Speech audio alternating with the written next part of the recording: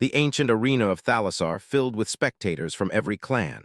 Crystalline spires amplified sunlight into beams that created a natural spotlight on the combat ring below.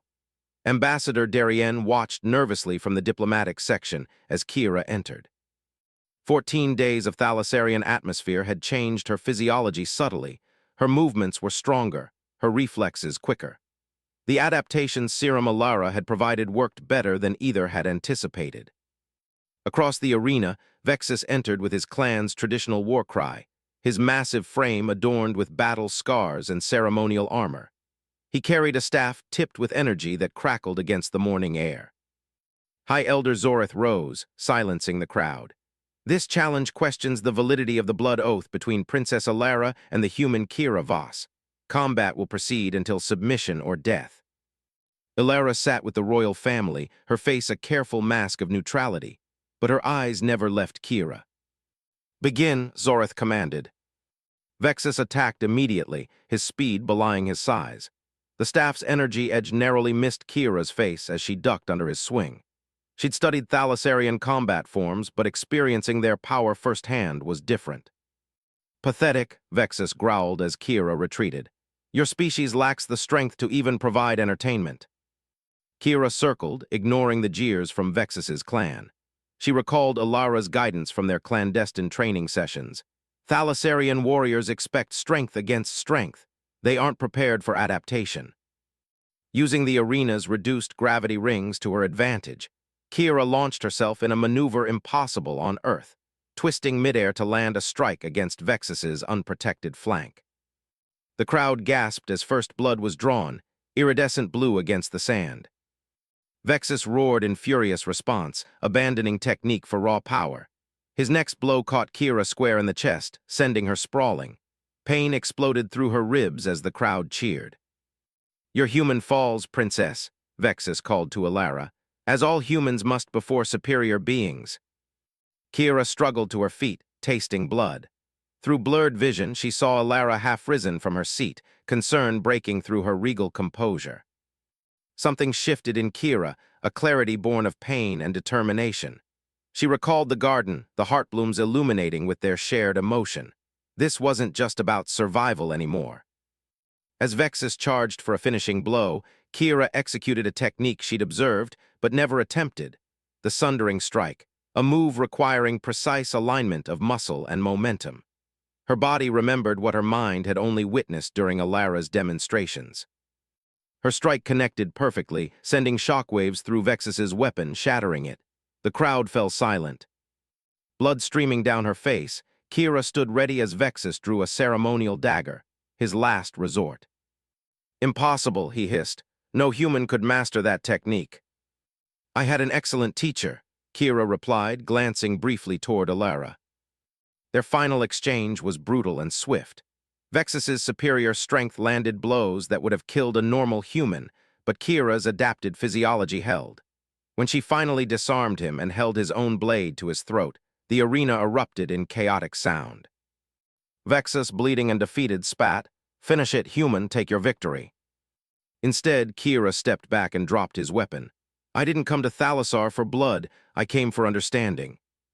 Before the elders could proclaim her victory, Alara descended to the arena floor, breaking all protocol. She crossed to Kira and took her hand publicly.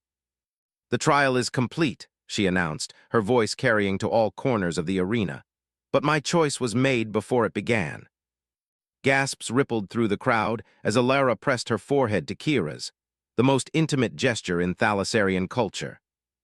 "Our worlds changed today," she whispered against Kira's bloodied face. "Together." The healing chambers of the royal palace hummed with energy as Kira's wounds mended under Thalassarian technology. 3 broken ribs, a fractured wrist, and numerous lacerations, badges of honor according to the healers who whispered about the human who survived Vexus. Ambassador Darien paced nearby, alternating between pride and exasperation. "You've either secured humanity's greatest alliance or started an interstellar incident." "Sometimes they're the same thing," Kira replied weakly. When Alara entered, Darien respectfully withdrew. The princess wore formal attire, the intricate patterns of her house emblazoned across ceremonial robes that shimmered with embedded crystals. The council deliberates, she said, settling beside Kira's healing pod. Your victory cannot be disputed, but our union remains unprecedented. Kira reached for her hand. Having second thoughts, princess. No, Ilara replied firmly, but change comes slowly to a culture that measures time in millennia. Her fingers traced the healing scars on Kira's arm. These will fade by tomorrow. Will there be a tomorrow for us? Ilara's bioluminescence brightened with emotion.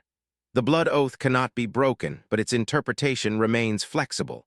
Some elders suggest a political alliance only. And what do you suggest? Kira asked, pulling herself upright despite the pain.